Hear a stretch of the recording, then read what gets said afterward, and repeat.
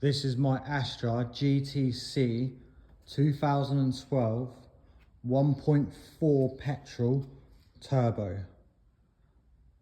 Now, I've had a blow-in exhaust from the flexi pipe at the front here, comes off the catalytic converter. All the parts shop, and I mean all of them, were telling me that I needed two cats. My car had two catalytic converters. And I said to them, no it doesn't. Mine has one on it, and this is the original from new exhaust. So as you can see, no catalytic converter on there. I managed to find one. Now I'll put a link in the description for this because this isn't for this car. And as you can see, they're exactly the same. I'm just about to put it on. I'm confident. Looking at it, it's all perfectly fine. And the only modification I had to do, call it a modification, is if you can see, 1 second, these mounts here, the rubber mounts, there's play in that because the original mounts, as you can see, are a lot thicker, probably about 12 mil I'd say, and these ones are at 10 mil. So what I've done here, if you can see, is crudely got some 10mm pipe inside diameter to 12mm pipe outside diameter. I've slit it through, as you can see. I've slid it over there and put the original mount on. So if you need new mounts, you can buy the original one as well. As you can see, there's no movement on there. Now, for anyone who needs to know how to take this off, I'll give you a quick idea. As I've got it all done, it'll be easier. So, in the middle here, you have two pins that go from the center box. Now these are 12mm. All you need to do is soak these in WD-40, leave it for 20 minutes. I do advise giving it a bang with a hammer as well. Don't damage the thread though. So don't damage the side. Don't hammer the side of it. Hammer the top and all around the flange. Just knock off the rust and excess rubbish that's on there. I'll watch my language. And then soak it in WD-40, leave it for 20 minutes as I say. Now in the middle here, you can't really see, well you can see slightly. Now I took this supporting bar. This supporting bar holds the mounts.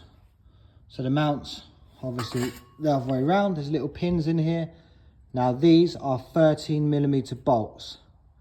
So you got the 13mm bolts in the middle, and on the outside you've got 15mm bolts, and then again 13 other mounting bolts here. So 4 13mm bolts, 2 15mm bolts, and that just goes into the middle of the car on the back of the subframe. At the front here, really nice and easy. Hopefully you can see this, but there's the end of the catalytic converter. Now it's got these two pins here, threaded pins obviously. These don't come off. It's a bit of a tricky position to get into, but really simple. Again, cover these up in WD-40, leave them 20 minutes. Now this one here, this bolt here has actually come out, so it's probably going to be a bit fiddly to put in, but I'll have fun with that in a minute. There's the bolts, nice and easy. Now they are 13mm bolts, so it's 3 13mm bolts that will go onto there, and that's it. Now the set that I bought, excuse the mess, didn't come with gaskets.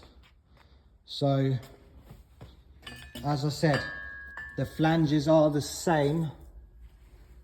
Now I am going to be cleaning up my gaskets. They're metal gaskets. These are the ones that are on the car.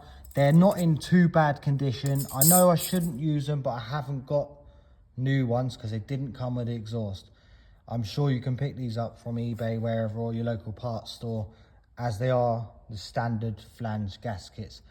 All I'm going to do is just use some exhaust paste on them once I give them a really good clean up. So I'll soak them in WD-40 and then use some fine grit sandpaper on, and then I'll put the exhaust paste. Holt's is always a good one. They're the main brand that everyone pretty much uses.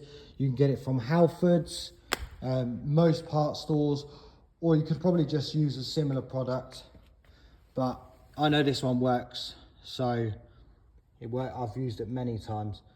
So hopefully that helps, because I've had so much problems trying to get this part. It's unreal, absolutely unreal. It's done my head in.